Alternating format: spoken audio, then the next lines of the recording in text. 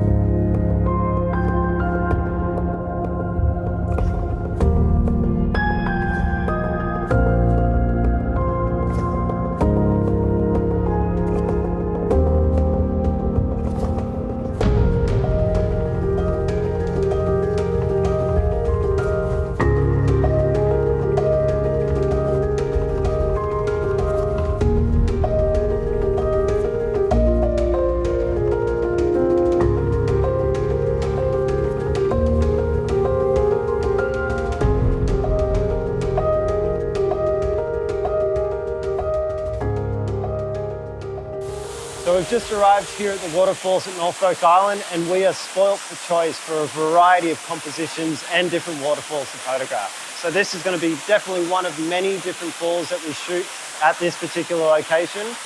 And I've got my full Haida filter kit here with me. So it doesn't matter if I'm in full shade like I am here, or down in the cascading part where we're in full sun. I've got a filter that's going to cover every single range and shooting condition.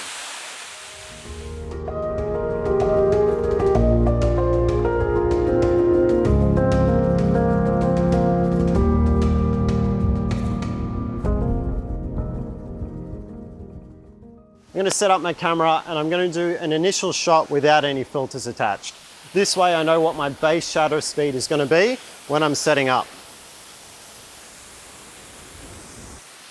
Now initially my first photo is at 1/200th of a second.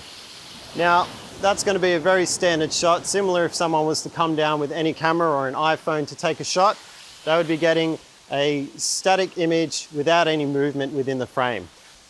Okay, so I've just got my first shot. I've shot at 1/200th of a second, and what I'm going to do now is attach my filters. So the important thing is to have your base shutter speed already set up, and you can do that by taking a photo. Once you've got your settings right, I'm going to be shooting at 320 ISO f13 to give me great depth of field, and 200th of a second for my shutter speed. So when I attach my filters, I can then get the right exposure and slow down my shutter speed. So what you'll find is at a situation like this, the conditions are constantly changing. You may need a variety of different neutral density filters of different power or stops of light to be able to adjust to get the best shutter speed for the conditions that you're in. So with me in the kit, I've got an ND6, an ND10 and an ND15. So I've got the ND 1.8 here, which is a 6-stop ND filter. I'm going to be restricting the light into the camera by 6 stops. So if I attach that to the first thread, make sure that we're not going to get any light leaking through the filter set itself. And when I take that shot, if I don't adjust my camera settings, I'm going to have a near black image. So I'm going to adjust by 6 stops now. So now I'm shooting at 1/4 of a second. Just reviewing that image, you can see that we can capture some nice movement through the scene. I'm also going to adjust my ISO down to 200 ISO, and that's going to allow me to slow my shutter speed that little bit further. My filter power or the filter density is going to change depending on the shutter speed I want to use for this scene. If I wanted to go with a longer exposure, I've got a little bit of the ocean here on the right hand side. I can actually go in and put a 10-stop filter, slow down that exposure and capture more movement in those waves crashing on the rocks. So now that I've got a series of images, let's jump back into the studio so I can go through these images, talk about the camera settings with you, and we can see the different results between these shots. So we've just come to the studio and I've imported the images, and I thought I would show you the very first image that I captured. So this image was without any filters, and this was shot at 1/200th of a second f/13 at ISO 320. Now you can see here we've captured a lot of detail. It's almost frozen some of the water droplets as they fall off the rock. We've got some great detail in the cloud and the water over here as well. But as soon as we attach our filter, we start to create something a little bit more interesting within the scene. So this was shot with the ND 1.8 or the 6-stop filter. So we're reducing the light coming into our lens by 6 stops. We've also added the circular polarizer, so that's why you can see more saturation in the landscape and in the sky here too. It also helps to cut reflection within the scene. So now our camera's settings are 1/4 of a second because we have that 6-stop filter attached. And you can see the results have varied here from our first shot being 1/200th of a second. We now have more movement and more flow and a bit more blur in some of that water, creating more of like a misty effect. Now if we just go compare, you can see the difference here. Look at that, 1/200th of a second on the right hand side and 1/4 of a second on the left, creating a very different result in terms of the waterfall and the flow of that waterfall. Now as we go through, I've gone and adjusted my settings from 320 to 200 f/13 and 4/10ths of a second now. So we're creating more blur throughout that waterfall and starting to affect the water as well here in the ocean. Now, if we go and swap our filters and not change our shutter speed and not change our settings, this is what's going to happen and what it's going to look like. So we have now darkened our overall exposure by 4 stops. You can see the camera settings haven't changed, 4/10ths of a second, f/13 at 200 ISO.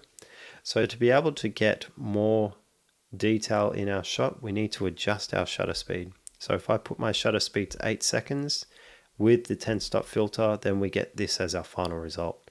And overall, we're creating a lot more movement. Look at the clouds here. We're creating that nice movement throughout some of the clouds.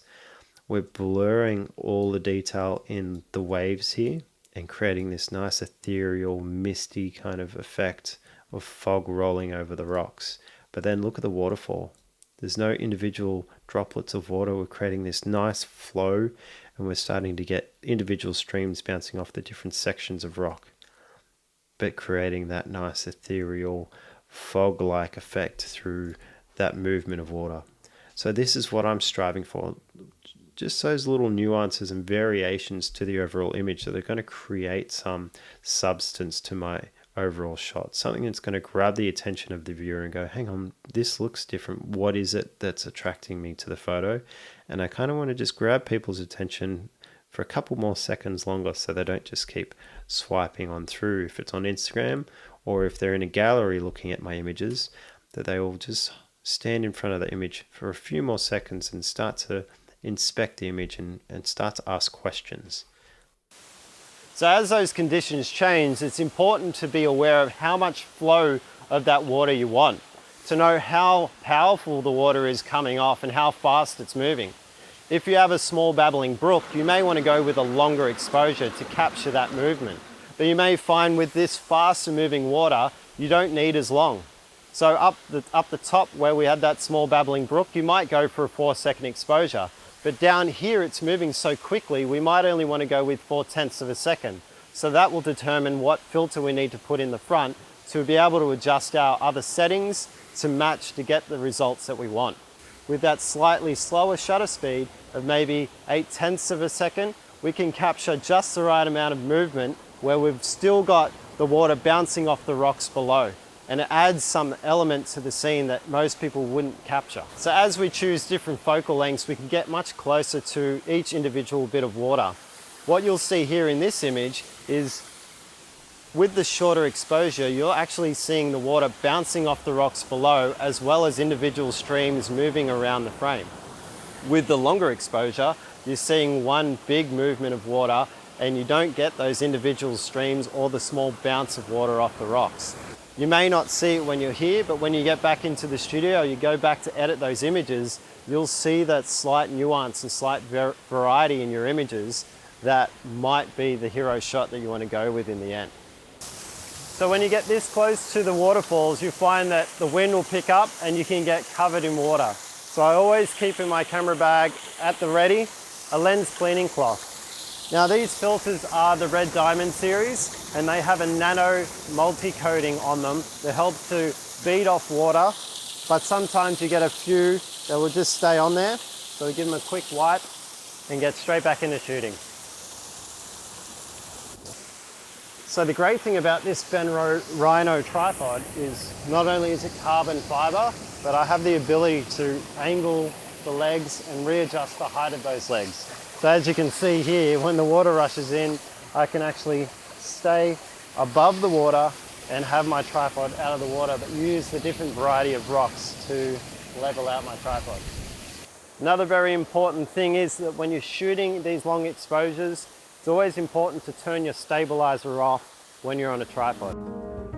So there we have it, just a handful of situations on where I would use my Haida M10 filter holder system.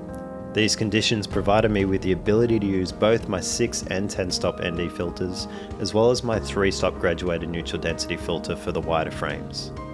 So I'll leave you with some of my favourite photos from today. If you'd like to learn more about the Haida M10 filter system or about the gear used in this video, don't forget to check out the link in the descriptions below. Thanks for joining me on this photo shoot at Norfolk Island. If you've enjoyed what you've seen, don't forget to like and subscribe to our YouTube channel. And if you want to join me in person on a photographic workshop or tour, go to our website, thephotographyworkshopco.com. Hope to see you there soon.